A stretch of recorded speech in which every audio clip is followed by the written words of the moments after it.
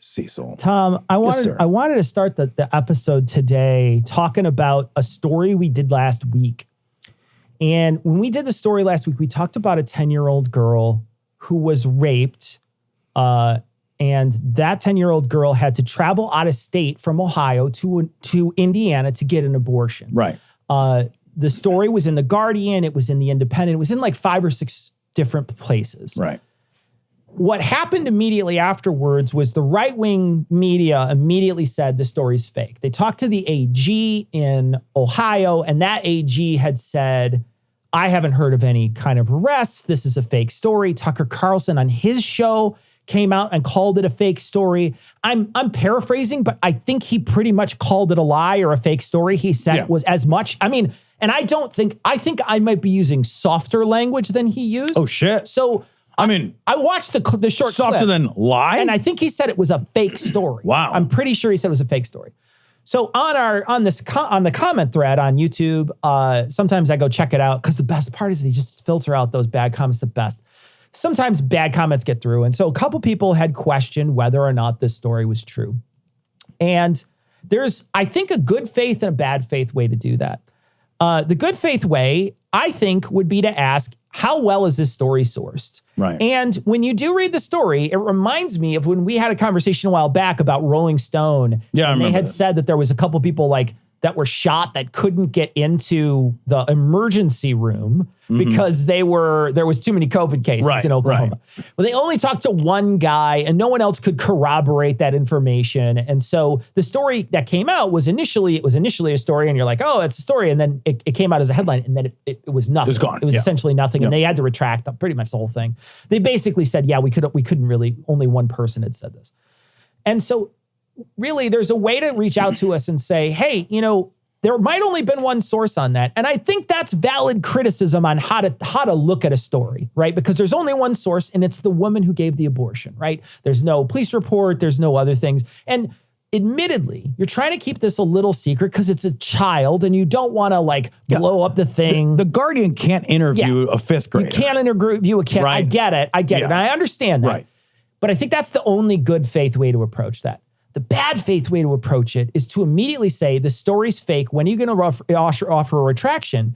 And one thing we do on this show very often is you and I will talk about a story, but only talk about it in the sense of why does this matter in policy reasons, right? Why do we talk about a story? We don't talk about the very nuts and bolts all the time about a specific case. What happens is you and I will have a conversation about, well, they'll look at what this does for other places. For instance, in that story, they talked to a Dakota governor. And we were like, oh yeah, a fucking Dakota governor they would have a real moral quandary if this were to happen in their state because they pretty much said all fucking rapes are beautiful, So there's really genuine. No, I'm not even kidding. That's not even that shouldn't even be controversial. That's pretty much what she said. So the idea that we don't we're talking about something completely different. We're talking about the case, but then we're talking about it in broad strokes. Yeah. And one of the reasons you want to come on our page and you want to tell us it's fake is so that you can throw out the entire conversation. So you could say it's a fake story. You're not worth listening to. You're not worth listening to because you just lied to me and nothing you say matters. And it's like, hey man,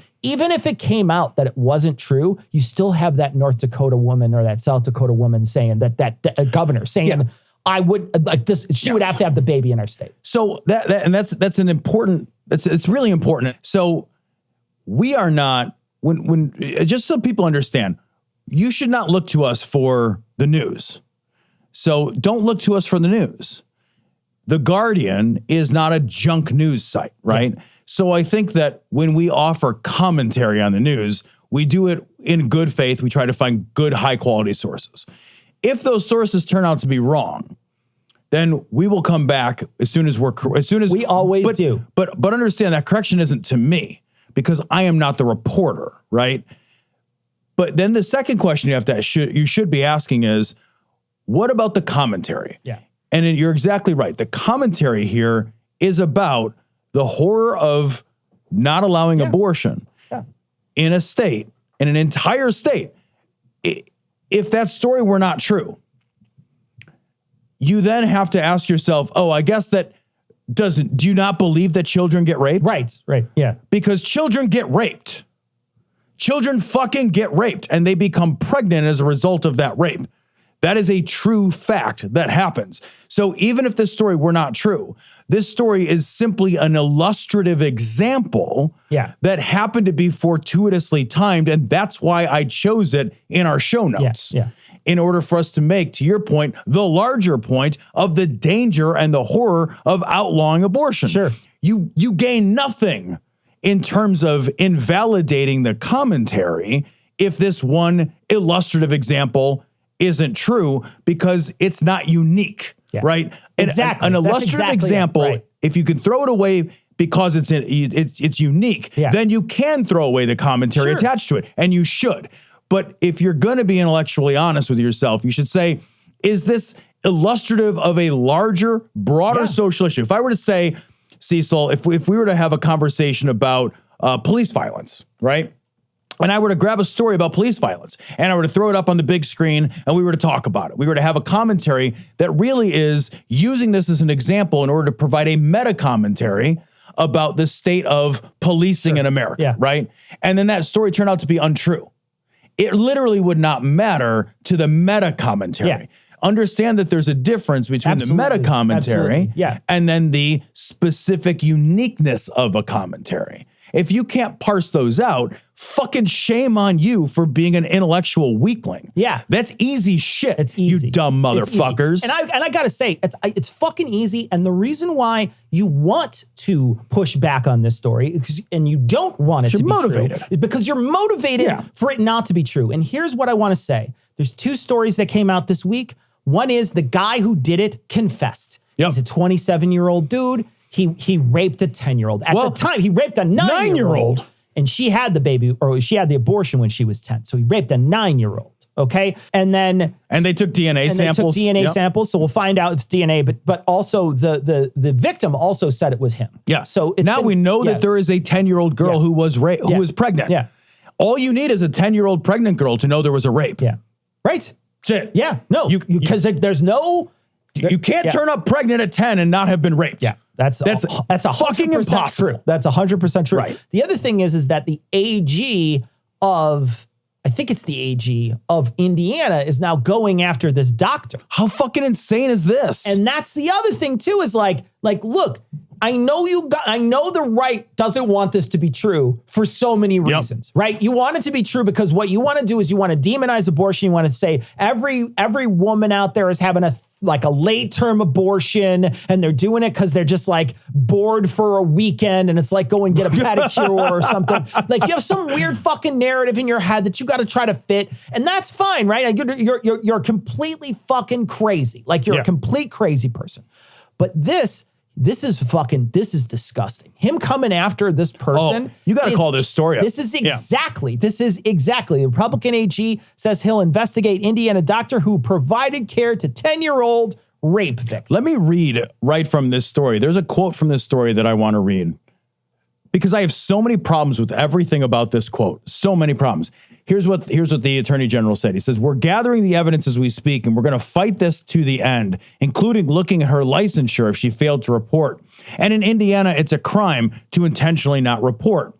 This is a child, and there's a strong public interest in understanding if someone under the age of 16 or under the age of 18 or really any woman is having abortion in our state." Or really any woman is having an abortion in our state. We have a strong there it is, right there. public interest to find out if there was an abortion. No, you don't, Indiana. First of all, Indiana, you haven't passed your fucking anti-abortion law. I know. You haven't passed that law. They will, but they haven't yet. Think about what's being said. We talked about this last time, but I just think this is so important and never let go of. Never let it go.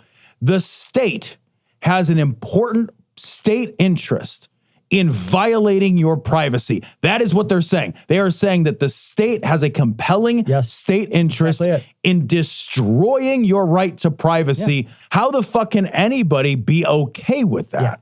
We have it without a right to privacy. We have no liberty. We do not have liberty. When the state can say, hey, you know what? Even though this isn't illegal in our state, the state has a right to know if somebody was fucking pregnant. And look at what they're going to do. They're going to try to go after her license for providing relief for a 10-year-old girl who got raped in another state because she couldn't get relief there. Dude, in what world is somebody living where they think that a 10-year-old in Illinois, do you know how old you have to be to babysit or to be left alone? If I were to go grocery shopping and want to leave 14? 14, which means a 10-year-old girl in Ohio and soon Indiana would be required to have a baby she was not allowed to legally babysit.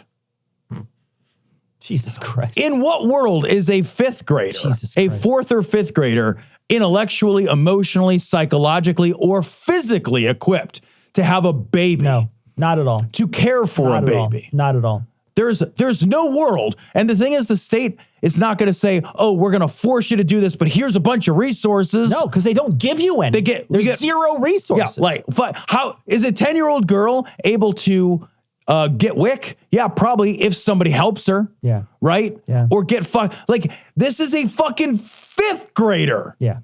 There's a whole show called Are You Smarter Than a Fifth Grader? Yeah. Right? Yeah. Because we understand that fifth grade is so young. It's so fucking young. That's a little kid, man. That's a fucking little kid. When I like, my stepdaughter just left fifth grade and graduated fifth grade. She just finished her fifth grade year. Man, she's a little kid. Yeah. Like if she scrapes her knee too hard, she still cries. Sure. Like she's a little girl, man. Kid. Her body, like she gets her period. So like her body, I guess, could become pregnant. Sure. But like, would her body be well equipped to carry a pregnancy, to deliver a pregnancy? She's little, man. She's like a little kid. And let's stop talking about, I mean, for a second, I know it's a horror, right? It's Yeah. a child. But for a second, just think about any person who's forced to have a child. Yeah, nobody. Like yes, anyone, nobody. Yes. Right? Anyone. And then the idea that you're forcing them to have a child that is the product of rape. Right. You know, and forcing them to go through 9 months of remembering that, having the child, going through the pain, going through all the, you know, the rehab of getting your body back together after a pregnancy. And there's no guarantee it'll be an easy pregnancy or a smooth or safe pregnancy. Our country doesn't have, you know, it's not a great track record when it comes to pregnancy. We don't have a great mortality rate. And pregnancy is fucking dangerous. You fucking die, man. Even when pregnancy isn't dangerous, pregnancy can be miserable. Yeah. We had Dr. Jessica on, she was saying like an abortion's way safer. Way safer than a pregnancy. And you're talking about somebody who is a child. Yep. And so it's all just compounding how terrible it is. But I definitely wanted to specifically talk about that sort of comment. I want to encourage people to tell us when we didn't source something correctly so that we can then talk about it and then come back the next week and be like, no, it was a fake story. It wasn't real or whatever. I'm happy to do that. We've done it hundreds of times on this show. I don't know, hundreds, maybe dozens of times on this show. And so I'm happy to talk about moments like that because that's also very interesting to us, right? It is. When things like that happen, that's very interesting to us. But to come here with bad faith or to come here with motivated reasoning to try to point out that the story's wrong because it makes you feel better about this decision that came out that's taking rights away from women, you're a bad person. Yeah.